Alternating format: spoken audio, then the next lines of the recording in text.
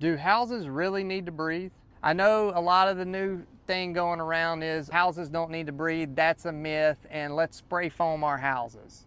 Let's seal our attics up. That houses don't need to breathe. Well, the people that say that, they're wrong in a way and they're right in a way. They're very wrong because houses do need to breathe. They're right in a way that it makes a lot more building science sense to get your attic in a conditioned envelope. Your ductwork is only protected by about an R6. So it doesn't make sense to put what's cooling your house in a 130-degree environment. It makes sense to get all this ductwork in the conditioned space. But if you seal your house up with spray foam, there are side effects that you could see, and because houses do need to breathe. Last week, we revealed the final blow door score for a house we just finished up out on Cape San Blas. Got a lot of feedback from people asking, what's the purpose of a blow door test? With getting the house that tight, is there any side effects? Do the inspectors or the building department make you have a makeup air system? Or how are you getting the house that tight? All very good questions and things that I want to cover in this video, so let's get going. So first, let's cover the blow door test. What's the purpose of it? What does it measure? And what are the results that we are looking for? A blow door test is where they take a parachute type material that's wrapped over a frame that goes in the door, exterior door of the house, and it has a fan that when it's turned on, it pulls the air from inside the house and blows it out of the house. And what this does is it shows how much resistance there is or how much leakiness the house is to replace that air. There's a pressure gauge where it reads the pressure outside and reads the pressure inside, and it can see what load that fan is being put on trying to pull the air out of the house and how quickly it's coming back in. So that is what a blow door test is, and it really shows how well a builder did sealing up the house. Now what the county or the local building department is looking for is they're looking for it to land somewhere between a 3 ACH 50 and a 7 ACH 50. A 7 is very leaky. A 3 is more towards the tight end. The lower the number, the tighter the house. The higher the number, the leakier the house. So if it's above a 7 or above, it fails, and they're going to tell you got to figure out how to tighten up the house. If it's below a 3, they're going to require there to be a makeup air system. All right, why do you have to have a makeup air system if you're below a 3 ACH 50? Well, before I go too farther, I would tell you if you have a tight envelope or a envelope at all where you don't have an attic that breathes, I would tell you should always have a way for the house to breathe mechanically, no matter where the blow door score comes in at.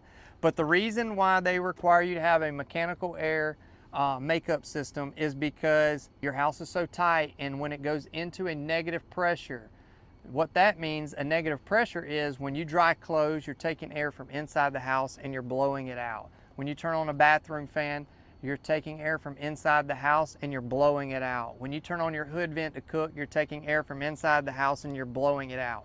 Well, that air has to come back in the house somewhere, and it's going to come in through the path of least resistance. Well, if we have a mechanical makeup air system, we're already pulling air from outside the house and bringing it in the house, but we're doing it on much healthier terms. And we are able to control how much air that we're bringing in and how much air that we're taking out. So the way that I have my houses breathe is through this ERV, which is Energy Recovery Ventilator. And what a ERV does is it brings in fresh air and it disperses the bad air out the house. So you're not sucking in pollen. It's got a filter system, and anything outside of the house that you don't really want in your house, it's being all filtered through here.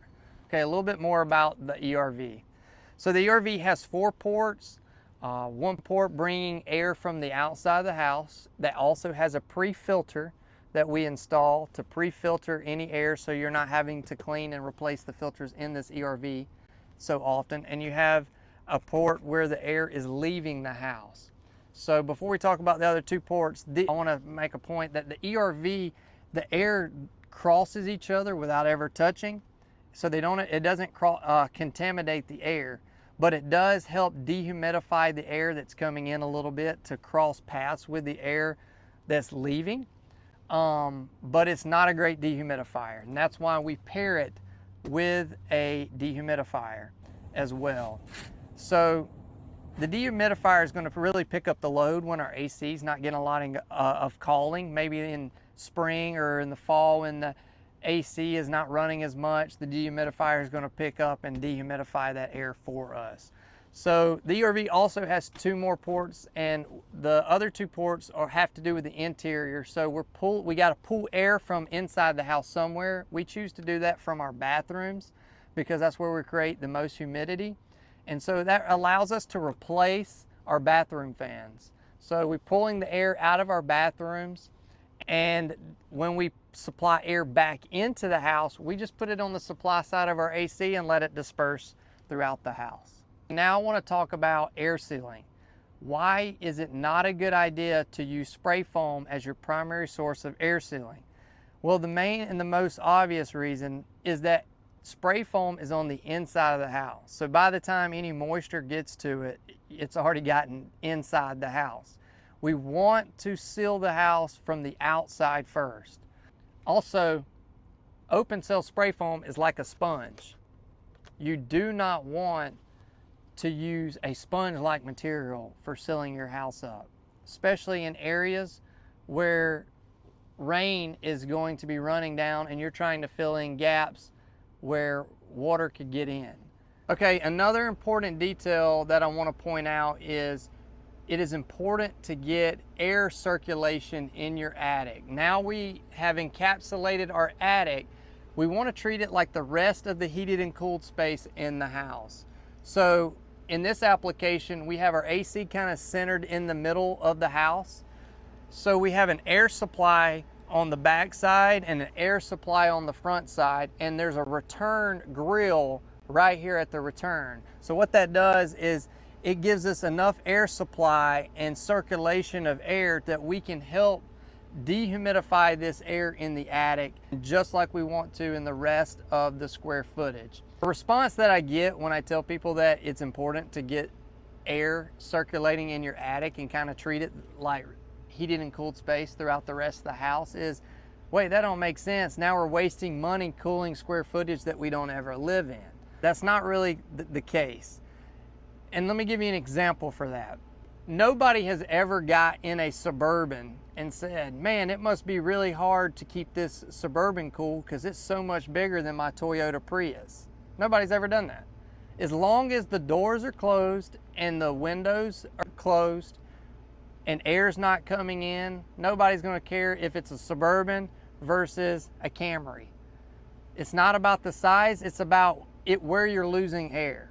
Same thing here. As long as we build a tight envelope house, because we're heating the extra square footage, it's not going to hurt your power bill. It's actually going to help your power bill, and it's going to keep it a more healthy house to make sure you don't get any humid air up here that is trapped. Another analogy that I like to use is, think of it like this. Think if you got a 120 quart Yeti cooler and you buy one bag of ice and you put that bag of ice in the Yeti cooler, and then you take like a 40 quart Igloo cooler with a bunch of holes drilled in it, because in a lot of houses that's kind of really what you're getting. And you take the same amount of ice in that cooler and come back in a day and tell me which one still has ice. It doesn't matter that the Yeti cooler was bigger and the Igloo cooler was smaller. What mattered was the air leakage. And so same concept here. Don't get hung up on, oh, you're heating and cooling more square foot. You really need to pay attention to how well your builder is sealing up the house, because that's where the cost savings is going to come in at. Okay, the final question I've been getting asked a lot here recently is, why do I build houses to these standards? Is it just because the energy efficiency side of things? And the answer is no. Because if we're honest, just by encapsulating your attic with spray foam and getting your duct in this heated and cooled environment, we're already going to save a good bit on our power bill. But we know that spray foam is not a good, healthy way to seal a house. So the main reason that I build a house to these standards is because I build mostly on the coast of Florida, on the Panhandle. And the houses that we build are on pilings 2 to 3 stories in the air. And we don't really get a lot of eave coverage for our siding. So when we have a normal rain, our siding is taking a beating. And we know water will find a way in. So by air sealing in a house, we're also waterproofing the house.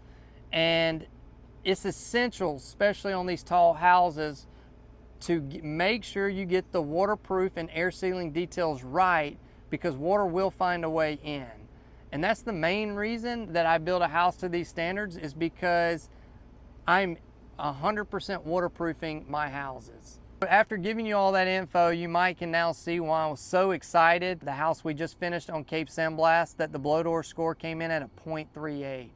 And I hope this information was helpful to you guys. If you're getting ready to build a house, it'll give you some ideas and some things to think about when you're searching for your builder, and questions to ask them. So I hope this was helpful, and if you got any questions or comments, drop them below, and catch you next time.